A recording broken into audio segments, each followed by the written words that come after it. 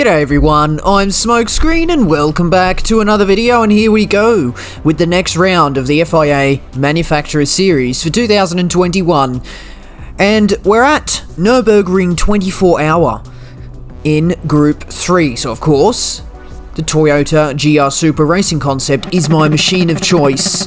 And we go out for qualifying and, oh yeah, we go through the entire 25.5 kilometer lap as the out lap. So we spend 25 kilometers trying to go through the Nürburgring 24 hour basically as slowly as possible in order to occur the least amount of tyre wear. It's really painful. I don't know why they don't give us a cut through on the GP circuit so we can start our lap then, but eventually we start our qualifying lap here, and it was going okay until this moment here where I just grazed the grass there, and it's just thrown me off a little bit. I'm a little bit frazzled just from that little moment there, and then coming into the Kallenhard section of the circuit on the exit of this sharp right-hander, I completely slip up on the curb and end up grinding into the barrier, and I kind of got stuck on it. I was trying to steer off it as it sort of awkwardly came off the barrier at the end when I lost all my speed,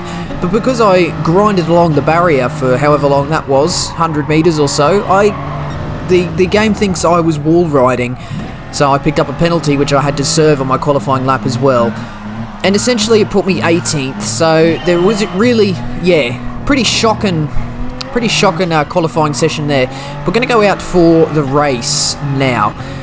Now this race was actually a pretty yucky race and I wasn't going to do it, but I decided to jump in. I was actually testing to see whether I would actually disconnect from the slots because I was getting a hand from Matt McEwen, who was helping me with some router settings to try and avoid some of the disconnects I've been suffering recently. So I was basically just jumping into this round to see if I would disconnect, and you know, I'm going to go out and say it right now, I actually didn't disconnect, and I haven't actually disconnected since. So I guess big thanks to Matt McEwen, but I could have just got lucky. But I guess we'll see. I guarantee you, the second I have to get into a slot for the championship, I'll have to get into a slot that's absolutely imperative for the championship, I'll disconnect, you watch. But here we go.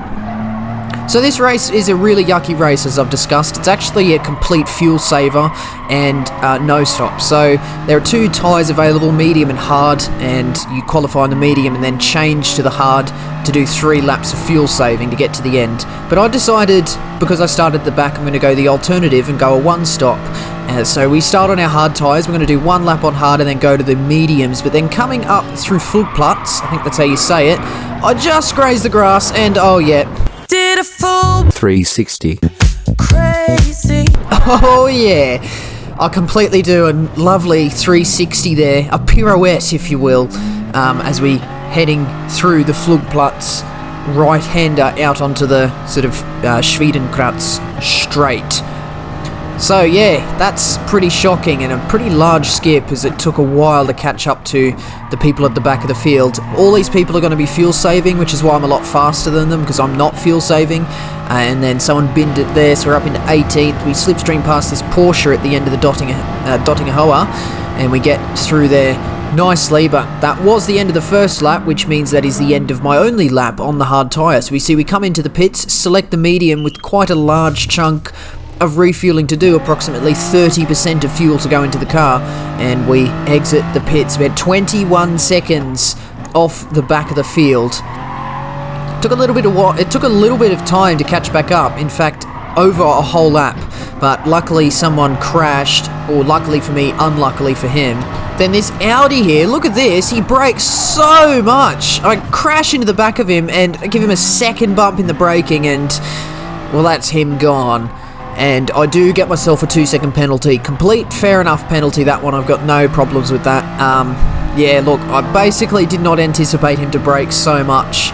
Obviously, I think I was a little bit, I wasn't quite thinking of what the other cars would be doing, because I'm on a very different strategy and my car is driving very differently than everyone else on the track, and I didn't anticipate the difference in between our two cars' performances there.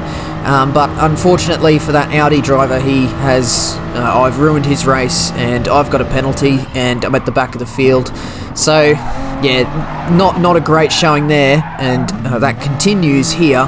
By the way, shout out to Rosmo, who got out of my way earlier. I was talking through that moment of action there, but you can see I'm all out of shape at the moment, and I've got 4 wheels on the grass there, which means I've now got dirty tyres, so I'm all over the place as we head down the dip.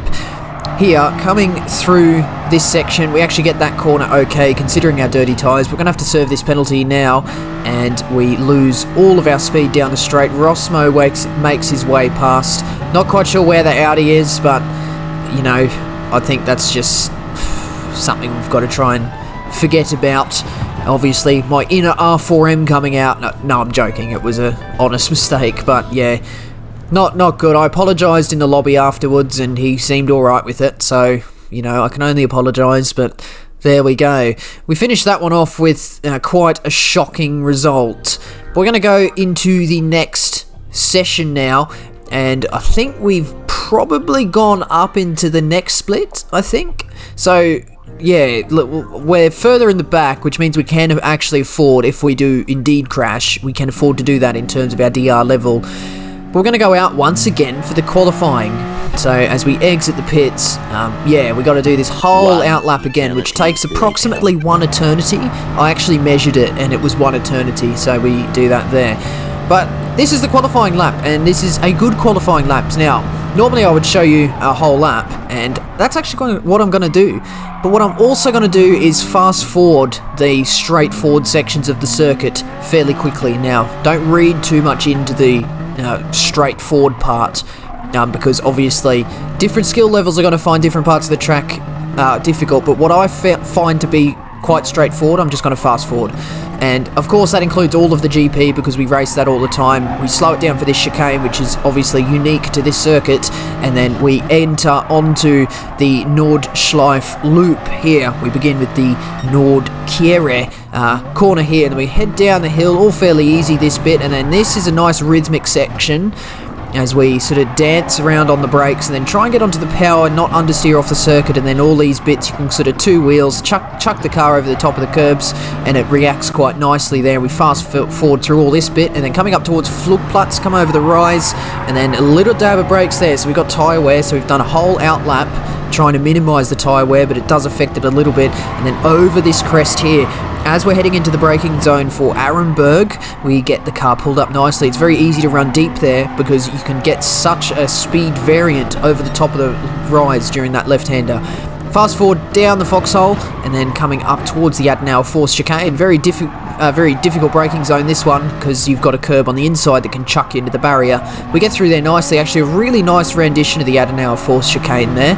As we get through there nicely, 2 wheels on the curb on the exit, and the car is reacting very nicely. And then we're going to fast forward all through this bit. This is a fairly easy right-hander, and then that's fairly difficult, but I'll get that cleanly. And then coming into the Versifen section is, I think, how you pronounce it, a really slow part with a very tricky, squiggly braking zone, but we get through there nicely. We're going to fast forward all through this once again, down this straight, through this left-hander into the braking zone for the Bergwerk corner, and then up through the Kesselchen, and then for the coming up towards the Klosterdal section, we get through there nicely. It's very easy to get that quarter wrong. You can scrub off too much speed very easily.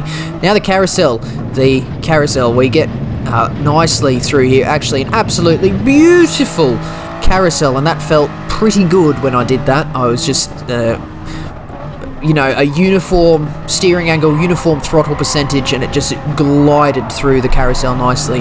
Then down through this bit, similar to the first sort of opening portion, just chuck 2 wheels on the curb, get through all of this, and as long as we get YouTube corner correct, we don't want to end up on a Nürburgring crash compilation, and we have managed to avoid that this time. An ice curve, understeering, uphill, off-camber, left-hander, get through there nicely, and then the track sort of dips away there. Down the dip, through the right-hander.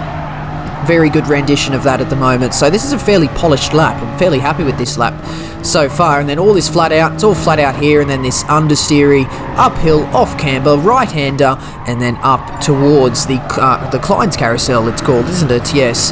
We get a little bit squirrely up onto the curb on the exit, but we managed to ride the Klein's carousel nicely. It's very easy to fall out the top of that one. And then coming into one of the most important corners of the circuit, the Galgenkopf right-hander, heading out onto the massive 2.1 kilometer long Dottingahoa, and we managed to get an okay run, average run, out there. And then as we head down the straight, fast forwarding this of course because it's very straightforward, and then into the Tiergarten braking zone into Hohenrhein, we managed to stop that lovely, and then through the final corner out back onto the GP circuit, and we managed to meet the track at Jaguar Curve, or Hyundai N Curve I think it's now called, up towards the line. It's an 8:12.0, currently 4/10 off the lead in provisional second position, but we'll see by the end of the qualifying session exactly where that puts us. So I'm fairly happy with that lap, to be honest. So it actually ends us up in 5th, so that's actually a decent qualifying time there, and I definitely feel like I could have polled that. I was only a second off the pole time.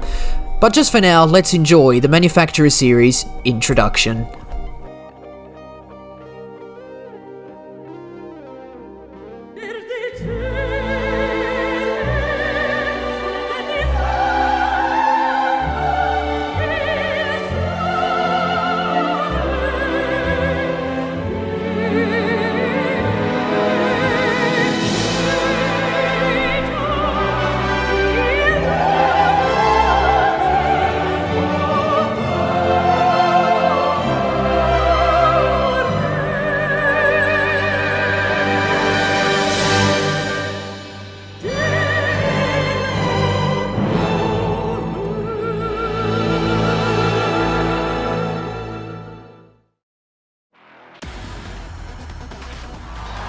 Lively as always, we meet ourselves on the grid. So we're starting off in 5th, and as soon as I sort of put in that good qualifying time, I thought, right, so I'm actually going to try the correct strategy this time. I'm going to try the no stop, and that of course does mean a very significant amount of fuel saving, and that's very hard to do in the Supra because you short shift the Supra to get max power. So if you're short shifting even further to save fuel, you get closer and closer to the point where the car bogs, and the car loses a lot of power once you begin to really under rev it. So it's very difficult to fuel save in the Supra, but I think if you fuel save just right, you don't get too much of a torque deficit because the power is lower down in the Supra. But yeah, as soon as you start to get too low, the car begins to bog a lot. But let's just have a look at the opening of this race as everyone bunches up at the Yokohama S, and I managed to get just a little on that gap there, and that was an ever-closing gap that I managed to sort of just about get into and just about keep one sliver of a tyre onto the tarmac. And, you know, some people won't like that because I was, guess, mostly off the track, but I'm quite satisfied with that. The game sort of lets you get away with an overtake a bit on the grass, so, you know, I figure if you've got enough skill to control the car half onto the grass and you can get past, then, you know, fair play to you, I guess. But we managed to get past there, so it was a lot of side-by-side action up all the way until Dunlopkere, but we managed to just equalise up into 3rd. So it's actually been a very fruitful start, having gained 2 positions, and as we head onto the Nordschleife for the first time. So what are we doing in this race? We're doing the no stop, so we go onto the hard tyres before the starting grid there, and our goal is to save enough fuel to get to the end of the race without a pit stop. So 100% of fuel, and we're doing 3 laps, so 100 divided by 3 is about 33.3, so just for ease of calculations, let's say 33% of fuel per lap. You'll have a surplus of 1% in that case, but that's quite insignificant. So 33% of fuel per lap. Now, how much fuel do I need to save exactly? It's a lot, because you saw I did 1 lap at full pace in my previous race, and I had to refuel 30%. So we're going to be short shifting a lot and using fuel mapping where appropriate, and we'll see if I actually can manage to get to the end. Slipstream is going to be a major helping factor in this race because you can pretty much negate a lot of the speed you lose by short shifting and fuel mapping just by being in the slipstream. So we're currently in the slipstream of this Volkswagen, and as soon as we get that strong toe off the back of the car ahead, we whack the car up into fuel map 6. So that just saves a lot of the fuel. You know, it really changes up how the engine uses the fuel. And you see as we're heading down this section here, I'm still in fuel map 1, so I will say, in my defense, you may look at my fuel mapping and go, wow, you're pretty crap at that, because I could have easily been in fuel map 4 or 5 heading down the hill there. But in my defense, the little dial on the Logitech G29 wheel that I use is pretty crap, and it doesn't respond sometimes, so I could be sitting there trying to desperately spin the wheel as I'm trying to control the car. Spin the dial as I'm trying to control the car, and the dial just isn't responding. So it was a lot of sort of yo-yoing between myself and Hyper up ahead and to the guy behind. It was just sort of, I was just sort of ebbing and flowing in between the two cars, just trying to save as much fuel as I possibly can. And by the end of the lap, we're still in sort of status quo. And as we're heading through this final handling section, what was really on my mind at this point was, I do not want to give the car behind a tow, because he can catch right up to the back of me and save a load of fuel. So I don't want to do that, because then he can deploy that fuel on a different part of the track and get past me where I'm trying to still save. So I've unfortunately dropped right off the back of the Volkswagen up ahead, and that unfortunately for me means I'm not in the slipstream to save fuel at the moment. Beautiful Klein's carousel, that was absolutely spot on there. And if I do say so myself, not to pat myself on the back or anything, but what I'm not patting myself on the back for is this moment through Galgenkopf. I just get a sliver of the left rear tyre onto the grass, and it just unsettles the car enough to lose all of the gap that I spent that handling section trying to gain on these cars behind, and they have now completely overhauled me down the straight.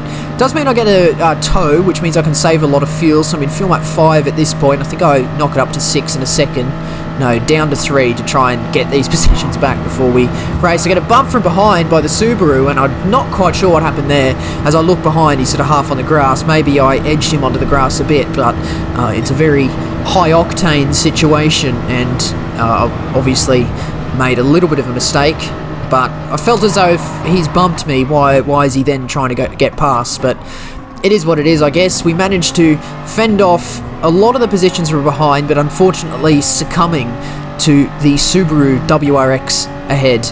Right, now the leader the leader who led all of the first lap and got pole position obviously forgot to change his tyres and has gone into the pits at the end of lap 1. So he started on the medium tyre. He definitely could have gone another lap, because if you're starting on the medium tyre, you might as well spend 2 laps on it, because it can last 2 laps. You've only got to do 1 lap on the hard, so you might as well minimise that if you've already made the mistake. But here we go, lap 2. So if you were paying attention as we crossed the line, I flicked to the fuel map to reveal I was only on, was it 64% of fuel? About 63% of fuel as we headed across the line. So for mathematicians watching, we're 3% short. That's not great. We're going to have to do a lot of fuel saving in this lap here. So if you're having a look at the rev bar along the bottom, for the most part I'm revving, you know, in that particular gear shift I shifted before the red even began to fill up the little rev bar at the bottom. So we're just going to have to be paying attention to how much fuel we're actually using, and this is where the race gets very difficult, because we've got to try and balance the fuel saving with loss of pace. So this is what makes this race very boring, because, not really boring. I think the Nürburgring trying to keep the car straight is very engaging, so not necessarily boring, but very yucky, because you want to be racing. You don't want to be spending the entire race trying to save as much fuel. You want to be using your fuel to race other cars. But as we finish up this lap, we skipped all of this lap because we remained in this exact formation for the entirety of the lap, just off the back of the Subaru WRX, and the Heidebon guy behind was in my slipstream the entire lap. And we managed to get out onto the straight this time. We got Galgenkopf correct, but if you have a look down at my current fuel, 32%, and that's not fantastic. So I'm trying to balance, trying to keep positions and fuel saving. So I tried to get into the slipstream with the Subaru using a little bit extra fuel, but it didn't quite work out, and the Viper ended up getting past me. But as we're heading towards the bottom of the Dottinger Haue, if you have a look at my fuel, I'm on 30% of fuel, so that's not fantastic at this point here. As we're heading into the Tiergarten section, I tried to capitalise on the little mistake the Viper made there, but it wasn't quite enough. So I've definitely used a lot more fuel than I needed. at this point in the race, so 30%. I wanted to have about 34% at this exact point, maybe 33 just as we cross the line. In fact, in a perfect world, I probably would have ideally liked to have even a little bit of a surplus of fuel so I could, you know, deploy a little bit extra power against my opponents who could potentially be fuel saving a lot. But now I'm on the back foot. I've got an entire lap to do, and what was I on? 29%? What's that? About 4% short. And yeah, when you're at the Nürburgring, 4% of fuel is a lot to save, especially when you can only use 33% per lap. So I still figure at this point, if the cars ahead have still used, you know, a similar amount of fuel to me, a podium could be on the cards, even second place. As soon as the leader pitted, I thought, man, that's really good. The second place is definitely on, as the Volkswagen, who I was right behind at the start of the race, has bolted off into the distance. That Beetle Group 3, obviously a really good fuel saving machine, a really stable car too.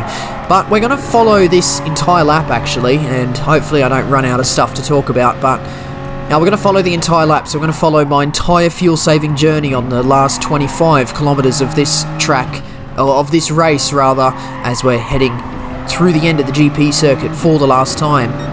But let's go, let's see what we can do. So first things first, I've got to look to the gap behind. So I've got a 1 second gap currently to Dandelion behind, who has a load of, pretty sure there's a group together, so Dandelion will have a load of cars quite close behind him.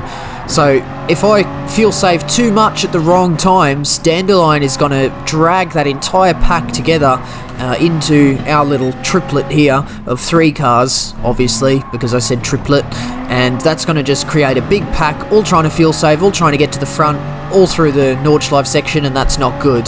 And you can see that actually Dandelion has got firmly behind me, and the 2 cars up ahead have absolutely bolted, so I've obviously made a bit of an error somewhere. I think I broke too early into the sort of first sharp left-hander of the Nordschleife as we head through this little bit of a handling section. Once again, leaping over the top of the curbs nicely, and then onto the power smoothly on the exit, and we're trying to just claw our way back into the slipstream, because if I can have the slipstream off the back of the Viper for this upcoming straight, that will be fairly advantageous. But unfortunately, I just don't have the fuel to deploy. I don't have the fuel to deploy to try and get closer to the cars ahead to grab the slipstream. So what I'm going to have to do is sort of carry this little bit of a power deficit sort of up until the straight, and then sort of just hope that the cars ahead go into leaner fuel maps sort of before I do. The Corvette here sort of catches me off guard. He goes for the move as we're heading through here, flash the hazards to say thank you, and that is no worries. I don't want to be running side by side through that crested left-hander over the rise. I don't want to end up in the barrier or graze in the grass. So heading down the hill, I've got the Viper behind now. So this is exactly what's happened. Dandelion is caught up and he's sort of brought a load of cars with him, and I just don't have the power at the moment. I'm trying to save enough fuel. I don't even know if I'm saving enough. It's very touch and go whether I can actually make it to the end of this race. I'm obviously sitting here pretending I don't know what happens, but I think that's the idea, isn't it? That's the fun for you guys. But let's have a look. I'm still in the slipstream of Dandelion. I think the best thing I can do at this point is just take as much advantage of slipstream as possible and just save as much fuel. So short shifting as hard as I can before the car bogs. I don't want to be bogging. Well, I guess that goes without saying, but yeah, I don't want to be under revving the car to the point where the turbo doesn't work. But I run very wide, heading through into the Callenhard section, and the Viper makes his way past. So there you go, it is confirmed. It is possible to overtake on the Nordschleife. So we're heading through this sort of triple apexed left-hander down into the Versiphen section. Very hard downhill braking zone, very tricky braking zone. I'm now at the back of a train of 5. So all I'm trying to do is save as much fuel, and what was in the back of my mind was, can I just save enough fuel throughout the course of this lap that I can have a little bit of a surplus at the end? That's a big ask, because I had a lot of fuel to save to break even, and then obviously to have a surplus I'd have to save even more than that, and at this point it's not looking great because I've got 13% of fuel remaining, and that has definitely dwindled. I've definitely used more than half of what I could afford to at the start of this lap here, but we're heading up into another straight section. So what really kills your fuel saving is the straights, because you got to use a little bit of power to get up to speed, and then once you're up to speed, your revs are so high, so you can whack it into fuel map 6, but your revs are still very high, so you're using still quite a significant amount of fuel as it just ticks down to 10%. So we're not looking great, although we do have a handling section coming up, but unfortunately it's followed by the dotting hour, which is a very long flat out section, so that's going to use a lot of fuel. That's going to drink a lot of fuel. So we're still in fuel map 6 heading up the hill, and you can see we're actually not losing too much time to the pack up ahead, so I think they've definitely got some fuel saving to do too. But we're into the handling section finally, and I think what I'm deciding at this point is I think I'm going to whack up the fuel setting into a leaner setting, and then just leave it on that leaner setting throughout sort of all of this handling section. And in complete hindsight, that's what I should have been doing for the entire race. And I think what would have really sealed off this night is if I did a third slot, but unfortunately the manufacturer series goes very late into the evening when I am available to do them. So I think it was about midnight when I was doing this slot, and the following slot is like 10 past midnight or something. So here we go. Into the handling section, so I've done exactly that. Fuel map 3, I could have even afforded to go into fuel map 4 or 5. As you can see, I've actually caught up to the back of the Viper and the back of the Corvette, who have broken or fallen off the back of the pack that was formed ahead of me, so that's split a little bit. I think the Corvette has now got some fuel saving to do, as the Viper is on the front foot in terms of fuel. I mean, the Viper up in third is on the front foot with the Subaru as they managed to break away. But as we're finishing up, heading through YouTube corner, I think that gap between the cars up ahead has closed. We get another moment on the curb on the exit, so almost becoming a part of a Nürburgring crash compilation, but just about avoiding it. That'll be in the Nürburgring close calls compilation, won't it? But we're heading down the dip, heading up towards the end of the lap. 4% of fuel. Man, this is starting to get pretty tense as the game is calculating. I've got 0.1 laps remaining, but that is a little bit off. I'm going off the percentage, so 4%. How much fuel would I use down the straight? Maybe 2, and I'm down to 3% as we're winding up through here. I'm fuel map 4 now, and I've just sort of relinquish the fact that I think 6 is probably going to be the best I can get at the moment in terms of how much fuel I have left as we're rounding out into the Klein's Carousel. Can I get a nice rendition of this again? I've been getting this lovely. Not so great that time, but we don't fall out the top of it.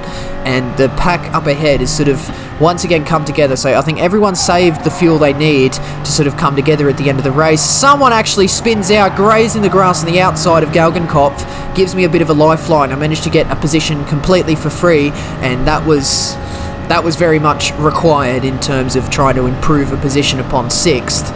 So as we're heading down the straight, I'm fuel map 6, 1% of fuel, 0.0 laps remaining. I'm really not sure if I'm going to make it, because like I said earlier, the revs are so high even though I'm in lean 6, and then yeah, well, there we go, we've just ticked down to 0% as I've looked down there. So I'm thinking at this point, what can I do to get to the end, because I need the power after the chicane at the end. I'm going to dab the handbrake, because what that does is sort of engage the clutch, and you the engine sort of returns to idle. But as we're heading down the hill, down into the Tiergarten, there it is. The engine's gone, the engine's cut out, I'm out of fuel, and I've still got a little bit of a power application to go, so it's not good. So what I'm looking for behind now is this pack behind, and because the track's so narrow, I'm going to get about 2 or 3 bumps just to get to the end. And does this Lamborghini? He doesn't. I get swamped for 10th. Oh man. Oh, the frustration, man. That could have been so much more. That could have been so much more.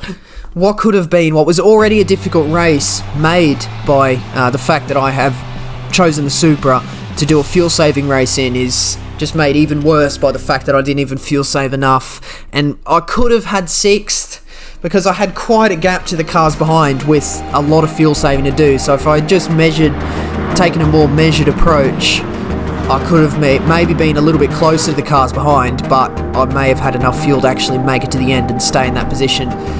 Oh man, a very painful end, although I do finish with 167 points, which, you know, it's not great, but it's not the end of the world. It's above the 150 point barrier, which I guess you consider to be an average result. I definitely want to be in the 220s plus, but you can't always get what you want. But that is it for that one. I could have done another slot, but it was at like 20 past midnight on Saturday night, and it was just like, yeah, I'm completely done at this point. I'm not really interested in doing any more fuel saving, but I guess the silver lining is no disconnects, so, you know, I guess thanks to McEwen for sort of optimizing the router settings for me. But we'll see if that trend continues. Let's see if the disconnects are in my past as well as the fuel saving in the Supra. I hope that is firmly in the past as well. But nevertheless, do hit that like button if you enjoyed, and do subscribe. If you'd like to see more videos from me, do leave a comment as well. Questions, comments, and constructive criticism as always, very much appreciated. But that's going to be the end of this one today, and that means that is it from me. So once again, I do thank you very much for watching. See you later.